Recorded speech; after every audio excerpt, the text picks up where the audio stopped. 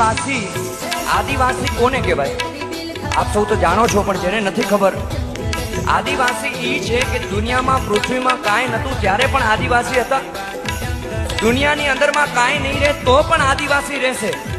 સમગ્ર પૃથ્વીની અંદરમાં જે કે શહેરની અંદરમાં બધી પૃથ્વીનો કદાચ નાશ થઈ જશે ને તો આદિવાસી તો તોય રહેશે.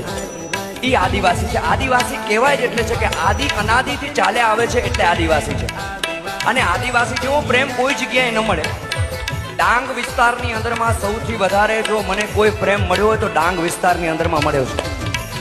હજી અમારા જમનાબેન અમારા છે, એક અમારા ડાંગથી એક ગામનું નામ ભૂલાઈ ગયું છે, પણ એની ચટણી હજી રોજ મારા મહિને મારા ઘરે આવે છે. ચટણી અને જુવારનો રોટલો મારી વાઈફને બનાવતા નથી આવડતો. મેં એમને 1000 વખત વિનંતી કરી છે કે તમે આવો મારા ઘરે એકવાર. હા, એ રોટલો, કારણ કે એ પ્રકૃતિ સાથે રહેલા છે. પ્રકૃતિ એટલે માં છે. માના ખોડામાં જે રહી શકે એને જ પ્રેમ કરતા આવડે, એ જ સાચો પ્રેમ કરી શકે. મનુષ્યને મનુષ્ય મળે ને ત્યારે અતિ પ્રેમ જો મેં કોઈમાં જોયો તો એ આદિવાસીમાં છે. એકવાર તમે તમારા માટે જોરદાર તાળી